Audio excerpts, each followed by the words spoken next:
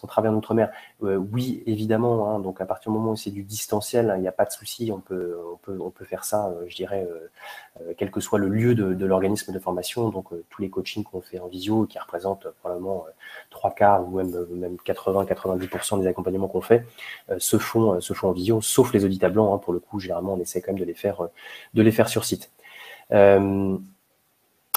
Ensuite, alors, je ne sais pas si on est toujours connecté. Je vois qu'on a un petit souci de connexion.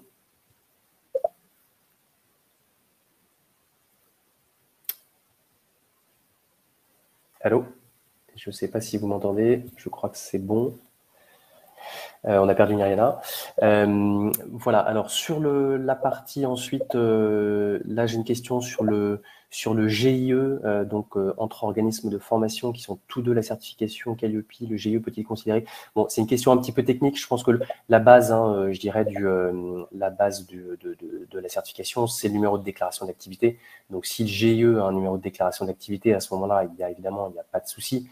Mais là, il me semble quand même que ce sont vraiment deux organismes qui sont séparés, donc je ne suis pas sûr que le GIE en tant qu'entité qui n'aurait pas de numéro de déclaration d'activité soit effectivement concerné par cette certification. En tout cas, je ne suis pas sûr qu'il puisse être certifié Calliope. Alors, sur l'audit de surveillance, je ne sais pas si Myriam est revenue. Alors, donc une question, je n'ai pas eu de financement public malgré l'obtention de la certification. Quel impact sur l'audit de surveillance? Pas d'impact. Hein.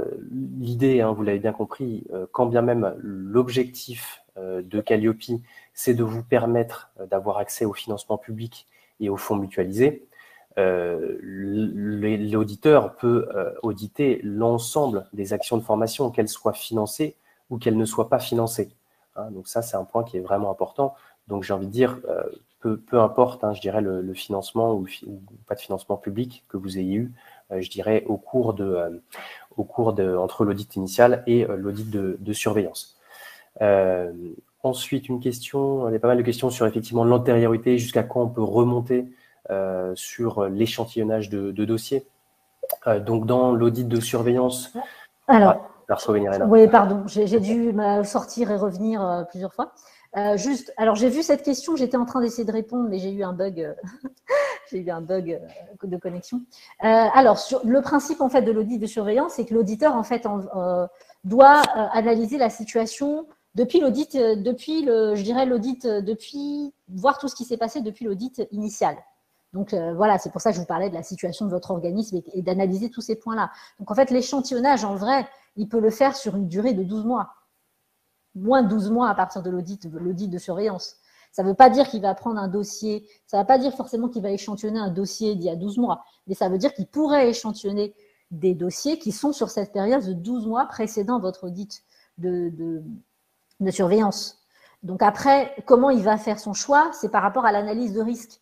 Donc l'auditeur, il fait une analyse de risque, il va regarder est-ce qu'il y a eu des non-conformités en audit initial, lesquelles, majeurs, mineurs, sur quel indicateur. Ensuite, deuxième chose, est-ce qu'il y a eu des nouveautés au sein d'un organisme? Normalement, le certificateur vous envoie, je ne sais pas comment ça se passe, ça dépend des certificateurs, une sorte de questionnaire où vous devez indiquer s'il y a eu des faits marquants ou des nouveautés dans votre organisation, la mise en place d'un nouveau logiciel par exemple, que vous devez préciser, que l'auditeur puisse ensuite, voilà, ça va permettre à l'auditeur de préparer en fait son audit. Vous adressez un plan d'audit, dans tous les cas, vous avez un plan d'audit comme à l'audit initial avec les indicateurs qui seront audités, et il va procéder à l'échantillonnage au regard des résultats de l'analyse de risque. Donc oui, si la question c'est qu'il peut aller sur 6 mois, il peut aller prendre un dossier jusque 6 mois. Une petite question sur la durée de l'audit de surveillance. Pour rappel, hein, vous avez signé un devis, enfin un contrat avec l'organisme certificateur, vous avez même sûrement payé l'intégralité de la facture. Et donc dans ce devis, il y avait également la durée, donc l'audit de surveillance qui était compris. Hein, donc pour déterminer la durée de l'audit de surveillance, toute chose étant égale par ailleurs, c'est-à-dire que si la situation de votre organisme n'a pas changé entre-temps, à ce moment-là, effectivement, la durée de l'audit de surveillance reste celle qui est indiquée sur le contrat. Maintenant, si vous avez décidé d'ajouter une catégorie d'action ou si vous avez décidé de rajouter un site, il faut évidemment contacter votre organisme certificateur pour qu'il analyse la situation, vous fasse un devis pour l'audit d'extension, et ensuite, sur la base de ces nouvelles catégories d'actions ou de ces nouveaux sites, qu'il vous fasse un devis sur l'audit de surveillance. Et à ce moment-là, il prendra en compte le bilan pédagogique et financier le plus récent, alors que si votre situation d'organisme n'a pas changé, on conserve évidemment la durée de l'audit de surveillance sur la base du premier bilan pédagogique et financier. Donc, voilà, on rentre un petit peu dans le détail, mais ce sont des points qui sont importants. Nirena, peut-être une petite question pour toi. Donc, quand une personne, donc Adeline, qui a une non-conformité majeure qui a été levée directement à la suite de l'audit initial, donc elle n'avait pas fait de questionnaire satisfaction pour le financeur, elle a créé le document immédiatement après l'audit. Voilà, quelles sont les implications lors de l'audit de surveillance? Alors, déjà, vous avez envoyé votre document qui a été validé par l'auditeur, donc ça vous a permis d'avoir la certification. Alors, il y a deux choses. Vous avez envoyé le document avec un questionnaire renseigné par un bénéficiaire, ou est-ce que vous avez envoyé la trame du questionnaire? Parce que si vous avez envoyé la trame et que, effectivement, le certificateur a validé la trame pour vous donner la certification, ce que l'auditeur, il va vérifier, c'est pas que la trame, elle existe, c'est surtout que la trame a été utilisée et qu'elle est mise en place opérationnellement. Donc, ça veut dire que lors des différentes sessions qui ont suivi la validation de votre document, en fait, l'outil ou la trame de questionnaire que vous avez fait valider a bien été mise en place. Donc, c'est ça que l'auditeur va vérifier, et pas simplement la trame qui a été validée. Je ne sais pas si ça répond à la question, mais... Je pense tout à fait.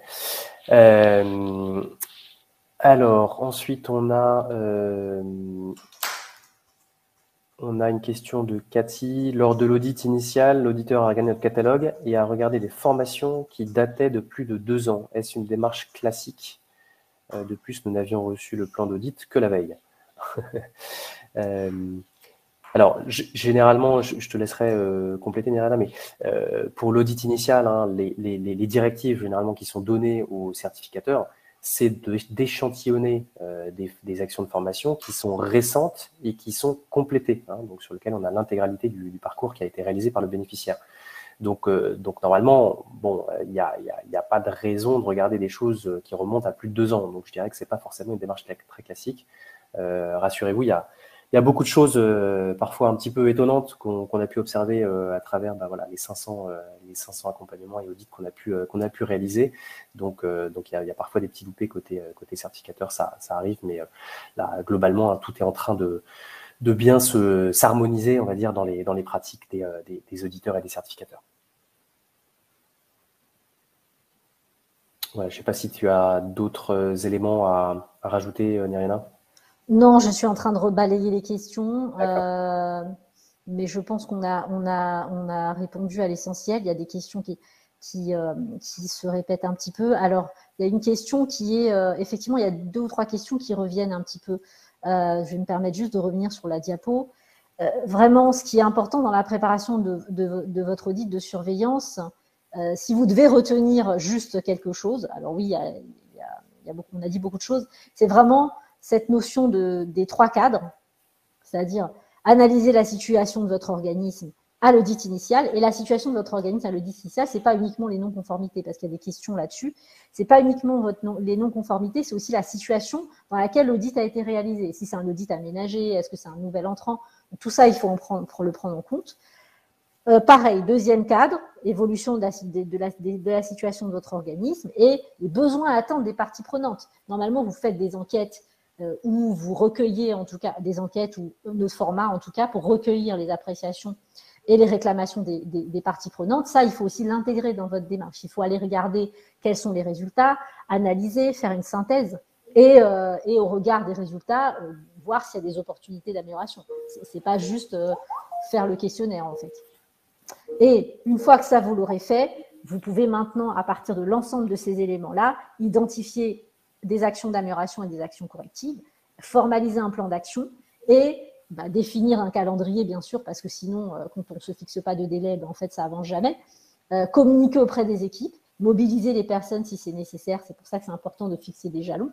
Et ensuite, s'assurer que tout est mis en place. Donc, il faut quand même prévoir un bilan avant l'audit de surveillance pour savoir où vous en êtes de votre plan d'action. Et pas attendre la veille de l'audit de surveillance pour vous dire « Ah mince, en fait, il manque telle ou telle chose ».